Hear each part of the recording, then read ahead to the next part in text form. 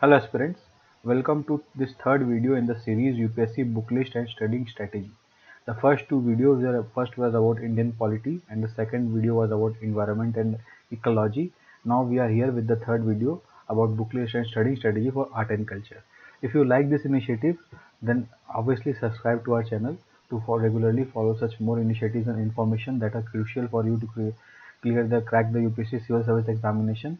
And if you think they can be worthy for any people in your network, kindly share it with them, because this is a totally free initiative which I have planned to spare a few hours in my daily time to help new aspirants to get an understanding of UPSC civil service examination free and in the easiest way possible. Okay, so if possible, share it with people in your network.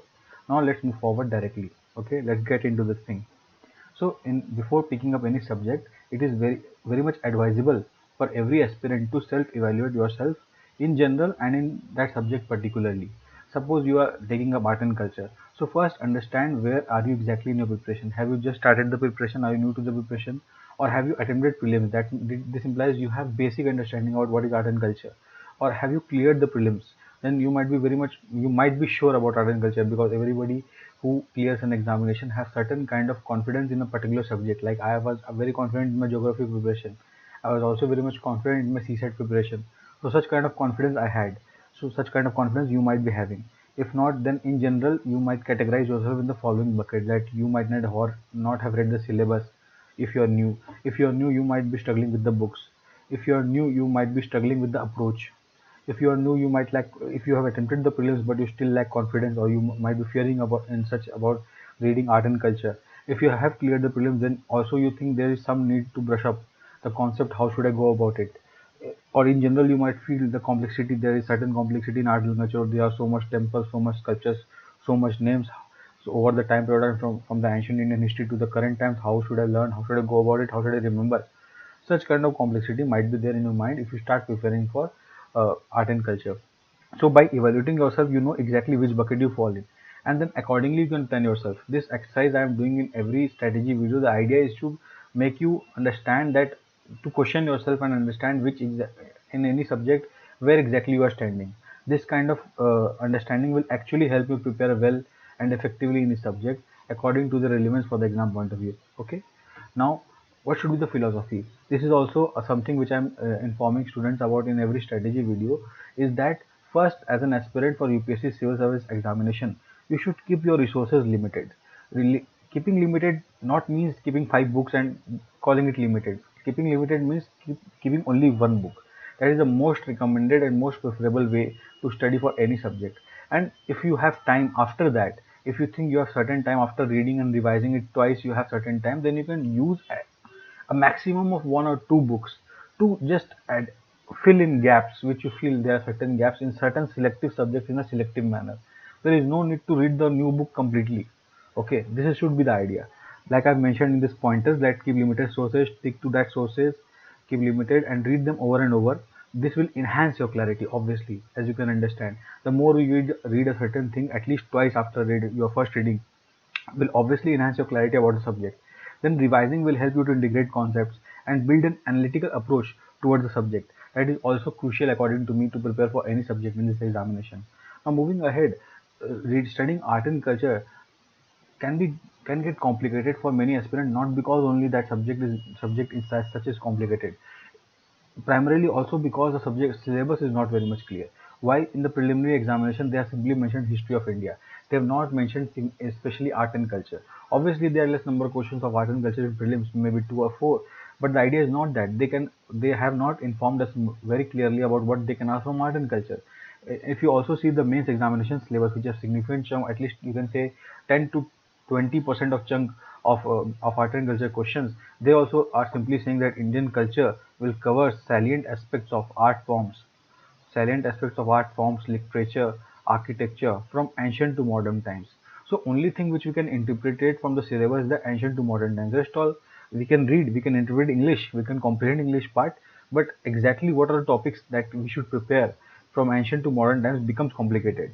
So to simplify that, I have divided the whole syllabus of art and culture in a temporal manner to help you understand the syllabus exactly, because the questions also which are asked in art and culture are generally distributed over temporal time period, means in a temporal manner. Temporal means time period manner to give to ask you analytical aspects in the mains examination. And in prelims also, the questions are not exactly temporal, but the temporal understanding will help you most of the questions. Okay, and we'll see how. So first we'll understand how I've divided this temporal syllabus temporally in the topics and theme. First, you should see history in general. Whenever you start studying history, history is a very long course, long subject to prepare for UPSC Civil Service examination with limited return as such in general. But you should divide the history syllabus in general. Ancient Indian part, like this should be ancient India, then post that medieval India and modern India. The art and architecture will be very much easy if you think in this manner. Like in ancient India, most of the complexities are there. Why? Because there's so much information, but very much significant development has happened during that time in art and culture in general. In medieval India and modern India, the classification is less, but obviously they are also complex in a way. So how you should go about it? Art and culture, like the Harappan art. Before Harappan art, you can also talk about stone and rock arts, which were there in the ancient Indian history, or you still see them in existing caves, like in the Bhimbetka caves. There's a lot of significant art artifacts are there. So that kind of idea should also be there, but that is very minimum. Main art and culture starts from the Harappan art, the Indus Valley civilization, then the Mauryan art, then the post-Mauryan art, then the Gupta age and the post-Gupta age in general. Together you can put it, and then the South Indian art is like Pandyas, Cholas, all of them, Pallavas, who have done significant contribution in the art and architecture domain. Okay, this is the idea of ancient India. Now, similarly, in medieval India, the key contributors were Delhi Sultanate and the Mughal art. In that, you can also add Rajputs. Most of the creators, or you can say the artists, post the Delhi Sultanate or the Mughal art were merging in the Rajput area. And then we also have uh, the Sikh school, or the Kangra school, and then we have South Indian school of the Mysore art school, the the Madras school of art. Similarly, there are South Indian schools in paintings also. You will see that the idea is to just to give you a sense that this is how you can classify the syllabus. This temporal division in the time period can easily that can actually help you simplify learning for art and culture, because anyways you will be reading modern Indian history, medieval Indian history, ancient Indian history selectively. So in reading them, the art and culture part can be prepared then and there itself. Like in Harappan art and architecture, you can study about town planning then and there itself, because it's a significant part in architecture of India. Like whole current urban planning is significantly benefit from the Indus Valley civilization planning point of view. Such kind of analogy can also be asked. Then in a Harappa time period, there were jewels, there were beads. They also used to have boats.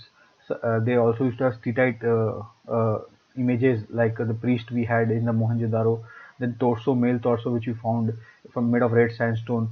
Similar kind of art and artifacts were very prevalent in the Indus Valley civilization. Then the Mauryan art, you have the Mauryan pillars, Ashokan pillars, and then you have yeah, Mauryan palace, the Chandragupta time Maurya palace, as mentioned by Hunt San and the Fahin, and during their time how it has varied.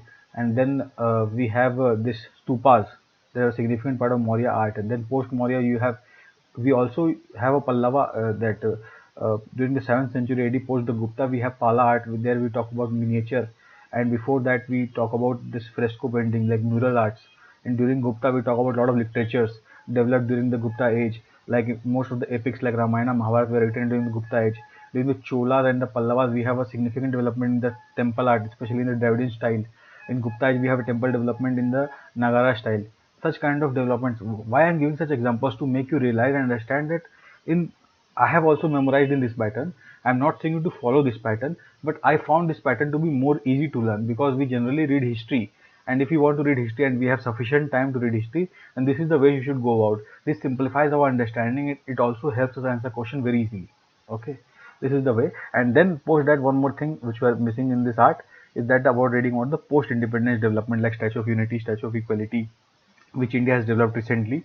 And again, we have Victoria Memorial, which were done by the Britishers, which comes in the Indo-Gothic Yugoslav and New Roman style art. But still, I keep them in post independence development of art. Such developments are very significant. Okay, that are relevant.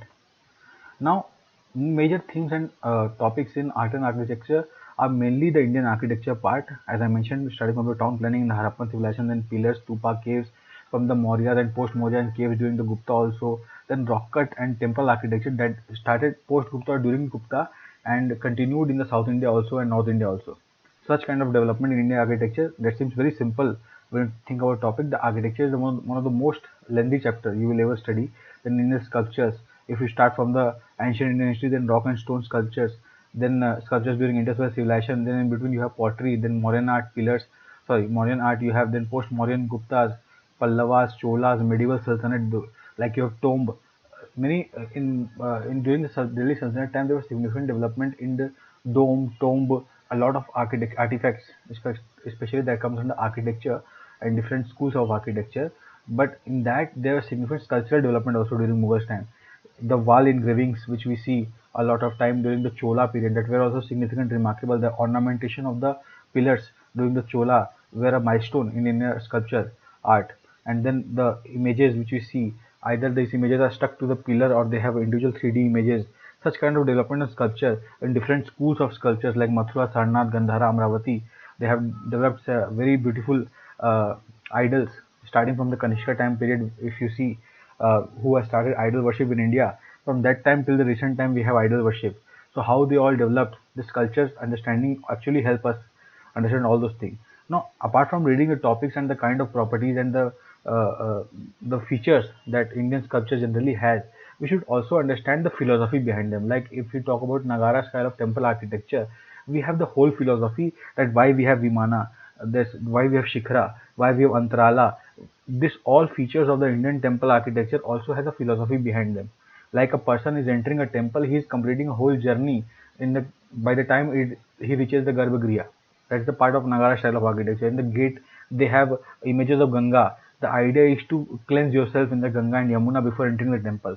Such kind of philosophy are there in Indian temple architecture. Like in Dravida, in Nagara, Dravida style of architecture, we have temple tank. The temple used to be a economical hub apart from the religious center. All you can still find many temples in the South India have gold mine under them. There is a scientific reason because of which we can see such development there.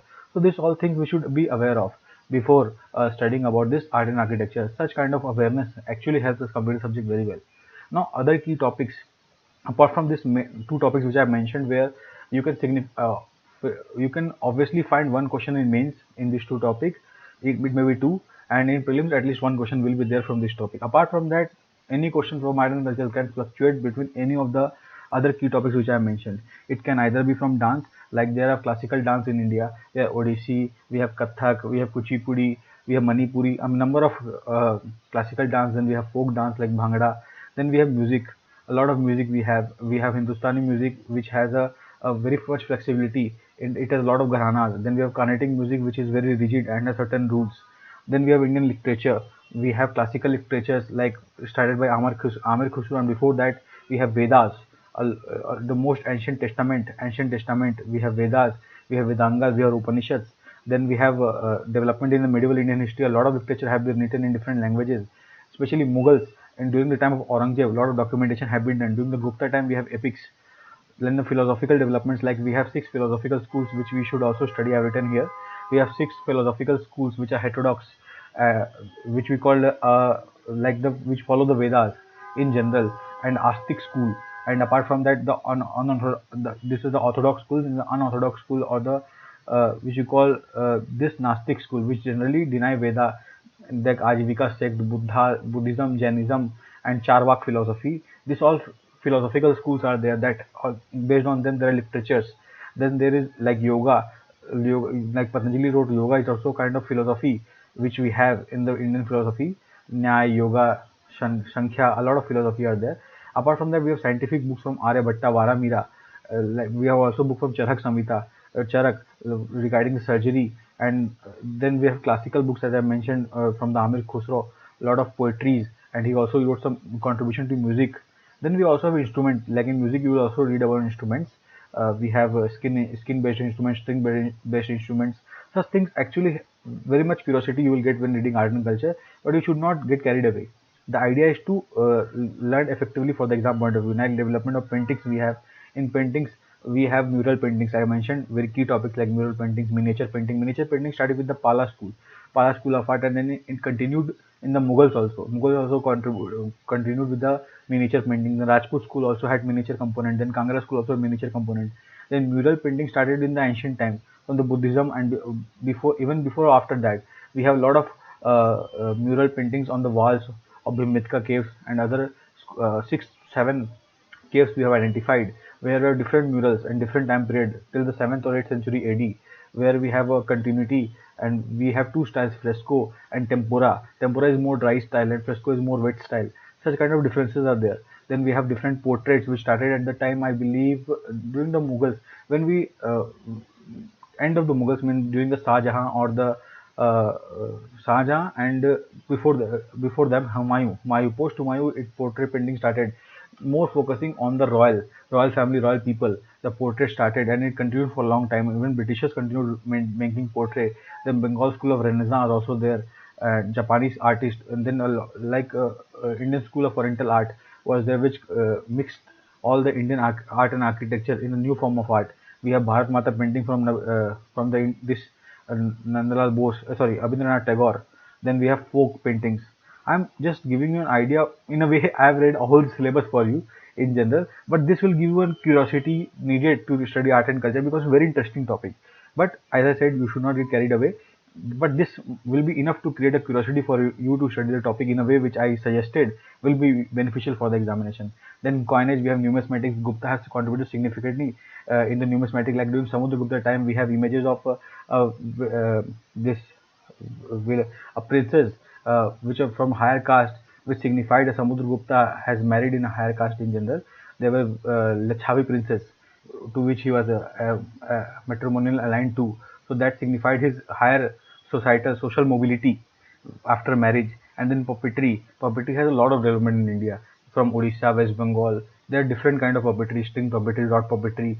A lot of interesting things you can learn about. So this is how you should study art and architecture. First, temporarily divide the subject from ancient, medieval, and modern. Then study when you are studying those subjects like ancient, you are studying Harappa. At that time, study about Harappan art. When you study Maurya, then study about Mauryan art.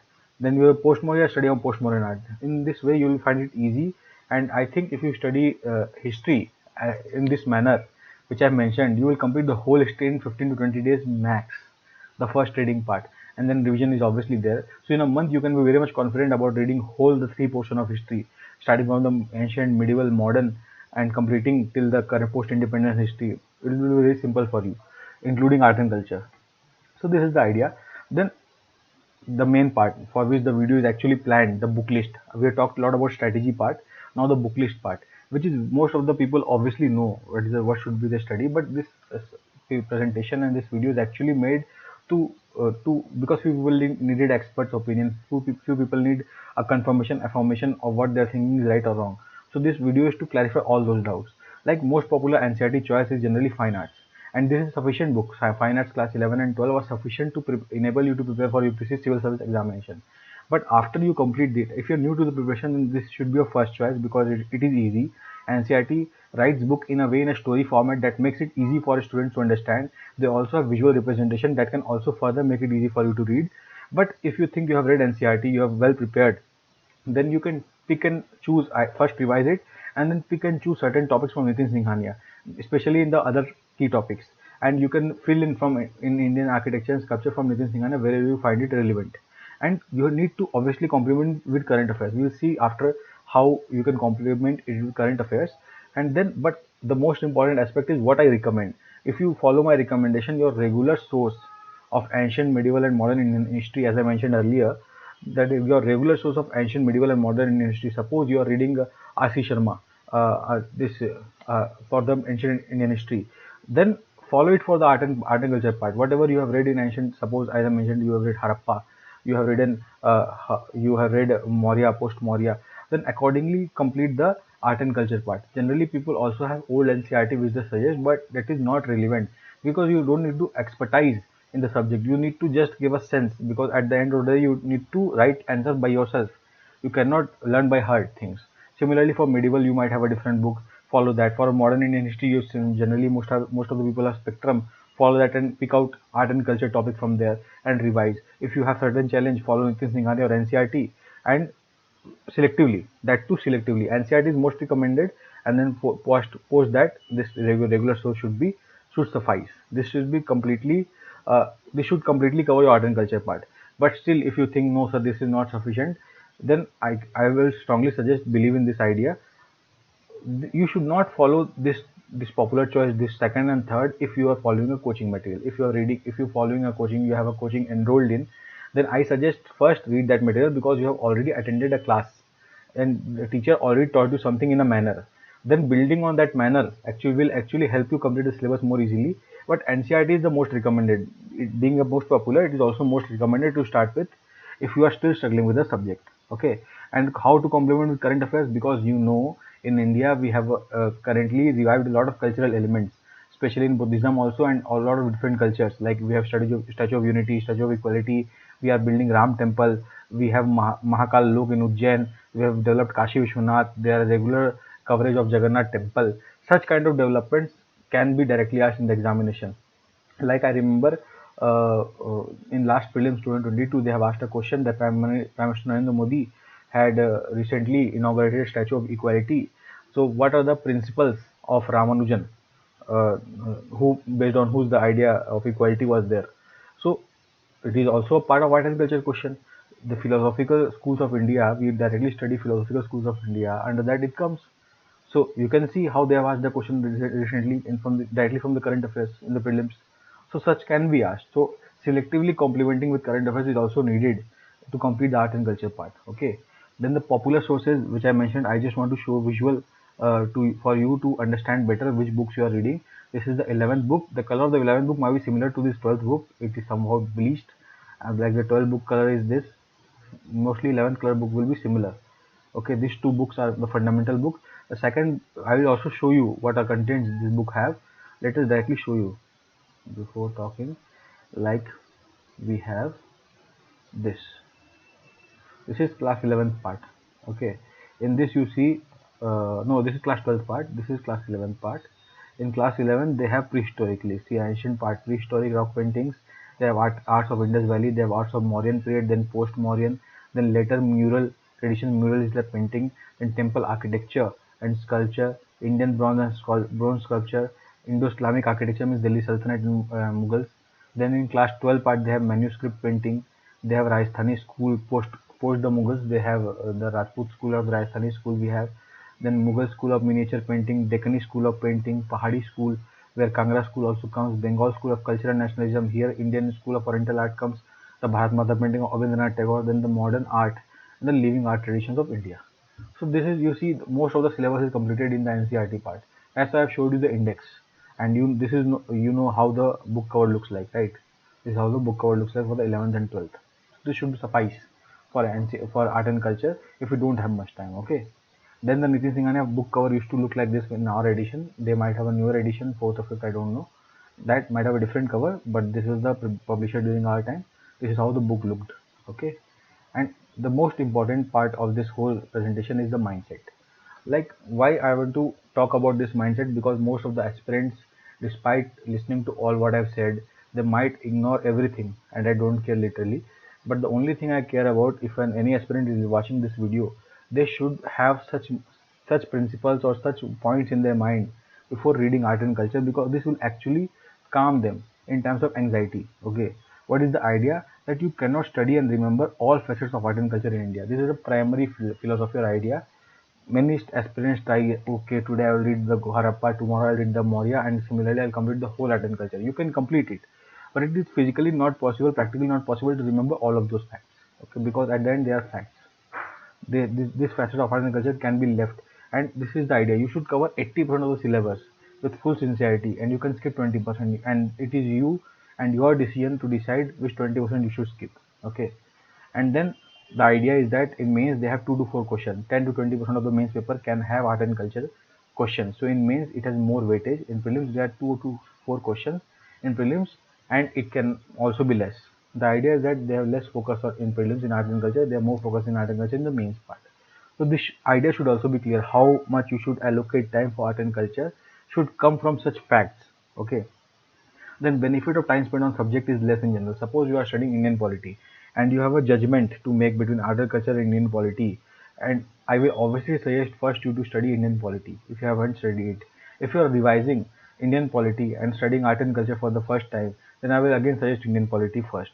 But if you have read Indian polity 2 3 times and you're studying art and culture first, then I can recommend you to study art and culture first and then revise the fourth time. So this such be the such manner should be the priority set for you in the mind, that how you should go about art and culture. What should be the priority of art and culture in general? Okay, in your mind, if a time constraint comes in between. But but interesting point about art and culture is that it can serve as a lot of fodder points for Indian culture, where you can use such points in the essay, obviously. And there are many places in the mains examination, if you will surely realize, where you could have used, or you could use the art and culture points and examples. So this is obviously a very significant advantage. Now it can help you answering few questions of ancient and medieval. Suppose you are planning to skip ancient and medieval Indian history completely.